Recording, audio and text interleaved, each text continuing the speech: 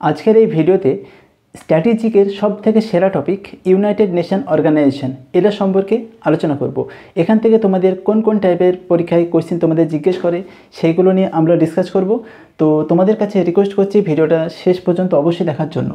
তো United nation organisation, যাকে আমরা সংক্ষেপে ইউএনও বলি, তো এই যে ইউনাইটেড নেশন অর্গানাইজেশন এটা কেন তৈরি হলো তার আগে আমাদের একটু ব্যাকগ্রাউন্ডে আমাদের যেতে হবে। তো দেখো, যখন প্রথম বিশ্বযুদ্ধ হয় 1914 সালে স্টার্ট হয়, আর প্রথম বিশ্বযুদ্ধ যখন শেষ হয় তখন আমাদের পৃথিবী বা বিশ্বের অবস্থা, মানে দেশের অবস্থা এতটাই খারাপ হয়ে যায়, দেশে কোনো শান্তি ছিল না। সেই জন্য গোটা বিশ্বে শান্তি ফেরানোর জন্য একটা অর্গানাইজেশন তৈরি করা হয়েছিল, যেটাকে আমরা বলি লিগ অফ নেশন। তো লিগ অফ নেশন তোমাদের পরীক্ষায় কোশ্চেন জিজ্ঞেস করবে যে লিগ অফ নেশন কবে তৈরি করা হয়, সেটা হচ্ছে 10 জানুয়ারি 1920। এটা হচ্ছে ডবল স্টার মার্ক করে রাখবে, তার কারণ এই কোশ্চেনটা তোমাদের পরীক্ষায় এসেছিল। তাই লিগ অফ নেশন কবে তৈরি করা হয়? 10 জানুয়ারি 1920। তো লিগ অফ নেশন যখন তৈরি করা হলো, তারপরে দেখবে আবার দ্বিতীয় বিশ্বযুদ্ধ শুরু হয়। তাহলে যখন দ্বিতীয় বিশ্বযুদ্ধ শুরু হয় তাহলে লিগ অফ নেশন ফেল হয়ে যায়। সেই জন্য সেই সময় আমেরিকার রাষ্ট্রপতি ছিলেন কে? রুজভেল্ট।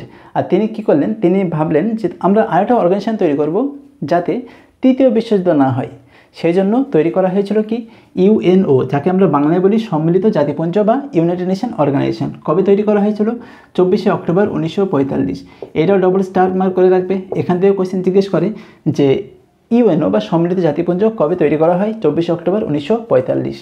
এখানে যে 24শে অক্টোবর, এখান থেকে তোমাদের কোয়েশ্চেন হয় যে 24শে অক্টোবর এটা কী দিবস হিসেবে পালন করা হয়? সেটা হচ্ছে ইউএন ডে, মানে ইউনাইটেড নেশন ডে। কবে পালন করা হয়? সেটা হচ্ছে 24শে অক্টোবর। এবার তোমাদের এখানে কোয়েশ্চেন জিজ্ঞেস করবে যে ইউএনও এই টার্মটা কে দিয়েছে? এই টার্মটা দিয়েছে রুজভেল্ট, আমেরিকার রাষ্ট্রপতি রুজভেল্ট এই নামটা দিয়েছে। আর এটা কবে দিয়েছিল নামটা? 1942-এর 1 জানুয়ারি। ঠিক আছে, তারপর দেখো এবার হচ্ছে হেডকোয়ার্টার। তোমরা জানো যে ইউনাইটেড নেশন অর্গানাইজেশনের হেডকোয়ার্টার কোথায় আছে? হেডকোয়ার্টার আছে নিউ ইয়র্কে। তো এটা হচ্ছে হেডকোয়ার্টার। এখান থেকে কোশ্চেন তোমাদের কী কী আছে দেখো। এই যে হেডকোয়ার্টার যেটা আছে, এই হেডকোয়ার্টার ডিজাইনার কে ছিলেন? তাহলে তার নাম হচ্ছে ওয়ালেস হ্যারিসন। এখান থেকে কোশ্চেন হয় যে ডিজাইনার কে ছিলেন? Wallace Harrison. এটা তোমাদের মনে রাখতে হবে। এবার প্রশ্ন হচ্ছে এই যে হেডকোয়ার্টার যেটা আছে, এই হেডকোয়ার্টার কোন দ্বীপে আছে? হেডকোয়ার্টার একটা দ্বীপে অবস্থিত, সেই দ্বীপটার নাম হচ্ছে ম্যানহ্যাটেন দ্বীপ। ম্যানহ্যাটেন দ্বীপ বা ম্যানহ্যাটেন আইল্যান্ড। আরও তোমাদের কোশ্চেন জিজ্ঞেস করতে পারে এই যে এখানে যে জমিটা আছে, এই জমিটা কত একর? সেটা হচ্ছে 17 একর। কত একর? 17 একর জমির উপরে এটা তৈরি করা হয়েছে। 17 একর জমির উপর তৈরি করা হয়েছে। আর এটা কত তালা? এটা হচ্ছে 39 তালা। কত তালা? 39 তালা। কত একর জমি? 17 একর জমি। আর এই যে জমিটা কে দান করেছিল? সেটা হচ্ছে রক ফেলার। জমিটা যে দান করেছিল তার নাম হচ্ছে রক ফেলার। রক ফেলার জমিটা দান করেছিল। তাহলে এখানে কোশ্চেনগুলো দেখতে পাচ্ছ। তাহলে ইউনাইটেড নেশন অর্গানাইজেশনের হেডকোয়ার্টার নিউ ইয়র্কে। হেডকোয়ার্টার যেটা আছে এটা ডিজাইনার কে ছিলেন? Wallace Harrison. আর এটা কত তালা? 39 তালা। কত একর জমির উপর? 17 একর জমি। আর এটা দ্বীপ কোন দ্বীপে আছে? ম্যানহ্যাটেন দ্বীপ। তো এইভাবে তোমরা ওই কোশ্চেনগুলো ভালো করে জেনে রাখবে। এবার হচ্ছে লোগো। তো এটা হচ্ছে আমাদের লোগো। লোগোতে তোমার কোশ্চেন হয় কীরকম, যে লোগোতে যে ব্রাঞ্চ থাকে, মানে কিসের ব্রাঞ্চ থাকে, মানে কিসের শাখা প্রশাখা থাকে? সেটা হচ্ছে জলপাইয়ের শাখা থাকে। জলপাইয়ের শাখা। তাহলে এখানে তোমাদের কোশ্চেন আসবে যে ইউনাইটেড নেশন অর্গানাইজেশনের যে লোগো আছে সেখানে কোন গাছের শাখা প্রশাখা আছে? সেটা হচ্ছে জলপাইয়ের শাখা প্রশাখা। ঠিক আছে, এবার যদি বলে এই যে স্পোক, তোমাদের এগুলো দেখতে পাচ্ছি, এগুলো হচ্ছে স্পোক।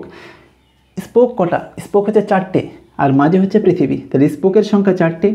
আর আমাদের যে ভারতের যে জাতীয় পতাকা আছে, সে ভারতের যে জাতীয় পতাকা সেখানে স্পোক কটা আছে? 24টা। ঠিক সেরকম ইউএনও বা ইউনাইটেড নেশন অর্গানাইজেশনের যে লোগো আছে, সেখানে যে লোগোতে কটা স্পোক আছে? 4টে। এটা তোমরা মনে রাখতে পারো। তারপর দেখো ল্যাঙ্গুয়েজ। এখান থেকে তো খুবই কোশ্চেন হয় যে ল্যাঙ্গুয়েজ কটা। তো সম্মিলিত জাতিপুঞ্জে মোট কটা ল্যাঙ্গুয়েজ ব্যবহার করা হয়? সেটা হচ্ছে 6টা ল্যাঙ্গুয়েজ ব্যবহার করা হয়। সেই 6টা ল্যাঙ্গুয়েজ কী কী দেখো। একটা হচ্ছে ফ্রেঞ্চ, একটা হচ্ছে রাশিয়ান, একটা হচ্ছে ইংলিশ, একটা স্প্যানিশ, একটা চাইনিজ, দেন অ্যারাবিক। এটা তোমরা একটা ট্রিকের মাধ্যমে মনে রাখতে পারো। সেই ট্রিকটা হচ্ছে ফ্রেস্কা। তাহলে এফে ফ্রেঞ্চ, আর এ রাশিয়ান, এতে ইংলিশ, এসে স্প্যানিশ, সিতে চাইনিজ, এতে অ্যারাবিক। এবার প্রশ্ন হচ্ছে এই যে অ্যারাবিক এটা লাস্টে অ্যাড করা হয়, সেটা কত সালে অ্যাড করা হয়েছে? এটাও তোমাদের কোশ্চেন জিজ্ঞেস করতে পারে। অ্যারাবিক হচ্ছে 1973 সালে অ্যাড করা হয়। ওকে, এবার হচ্ছে আমাদের ইউনাইটেড নেশন অর্গানাইজেশনের মোট সদস্য সংখ্যা কত? সদস্য সংখ্যা হচ্ছে 193টা।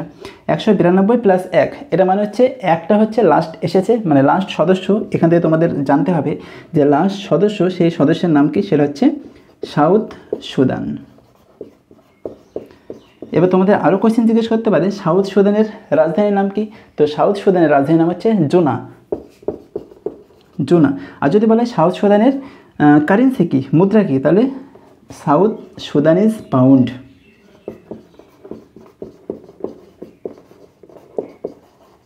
পাউন্ড। তা তোমরা মনে রাখবে। তো সাউথ সুদান, যার রাজধানী হচ্ছে জুনা, আর এর মুদ্রাকে কী বলা হয়? পাউন্ড বলা হয়। South Sudanese pound. ঠিক আছে। আর আরেকটা কোয়েশ্চেন তোমরা মনে রাখবে, আমাদের যে ইউনাইটেড নেশন অর্গানাইজেশন কত সালে নোবেল পুরস্কার পেয়েছিল? সেটা হচ্ছে 2001 সালে। 2001 সালে। এবার চলে এসো এই সাইডে, সেটা হচ্ছে ইউনাইটেড নেশন অর্গানাইজেশন, যার অঙ্গ কটা?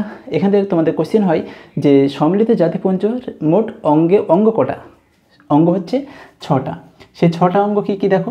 একটা হচ্ছে জিএ, মানে হচ্ছে জেনারেল অ্যাসেম্বলি, যাকে আমরা বলি সাধারণ পরিষদ। এসসি মানে security council. ICJ international court of justice.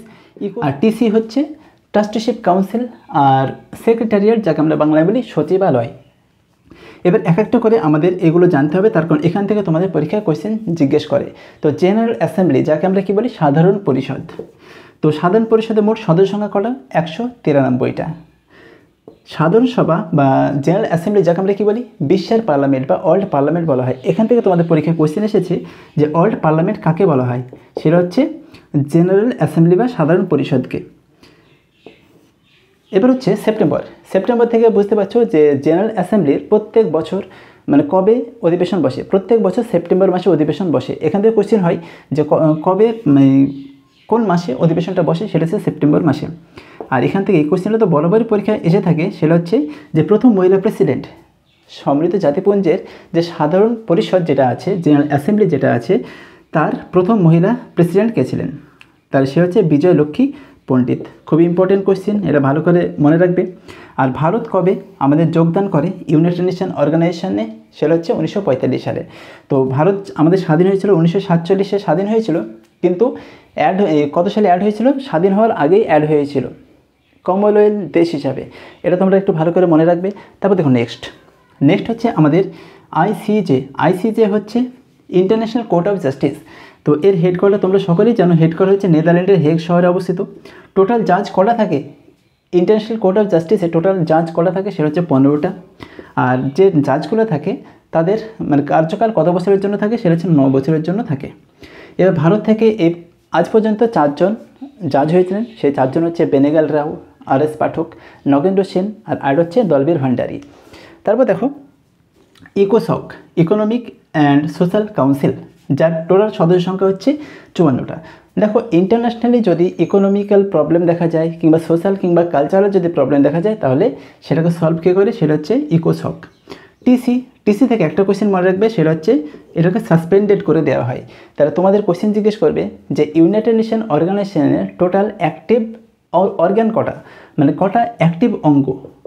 Active অঙ্গ যদি বলে অ্যাক্টিভ অঙ্গ কটা আছে? সেটা হচ্ছে 5টা। আর যদি বলে টোটাল অঙ্গ কটা? টোটাল অঙ্গ যদি বলে টোটাল অঙ্গ হচ্ছে 6টা।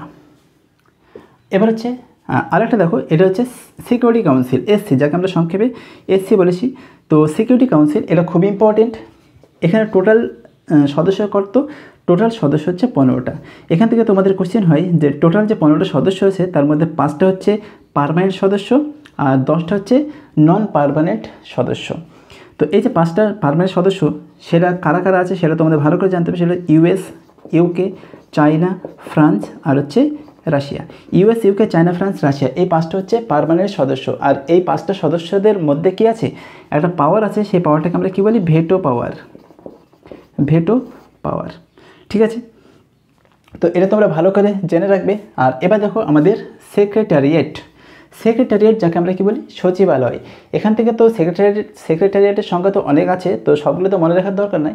তোমাদের মনে রাখতে হবে যে প্রথম সেক্রেটারিয়েট কে ছিলেন বা প্রথম সচিবালয় কে ছিলেন? সে হচ্ছে ট্রিক ভ্যালি। সম্মিলিত জাতিপুঞ্জের প্রথম মহাসচিব কে ছিলেন? সে হচ্ছে ট্রিক ভ্যালি। আর যদি বলে ট্রিক ভ্যালি কোন দেশের? সেটা হচ্ছে নরওয়ে। তারপর তোমরা সকলেই জানো, এটা তো পরীক্ষা খুবই আসে, যে শেষ মহাসচিব কে ছিলেন, সে হচ্ছে অ্যান্টোনিও গুতেরেস। এর বাড়ি কোথায়? এর বাড়ি হচ্ছে পর্তুগাল। এর বাড়ি হচ্ছে পর্তুগাল। আর আরেকটা কোশ্চেন তোমরা মনে রাখবে যে কোন মহাসচিব যিনি কর্মরত অবস্থায় মারা যান? তো কর্মরত অবস্থায় যে মারা যায় তার নাম হচ্ছে দাগ হামারাক জয়েল্ড, আর এর বাড়ি হচ্ছে সুইডেন। তো যতগুলো ইম্পর্টেন্ট জিনিস সব কিছু এখানে ডিসকাস করা হলো। আর তোমাদের যদি ভিডিওটা ভালো লাগে তাহলে অবশ্যই ভিডিওটা লাইক করতে পারো, আর বন্ধুদের মধ্যে অবশ্যই শেয়ার করবে। তো দেখা হচ্ছে নেক্সট ভিডিওতে।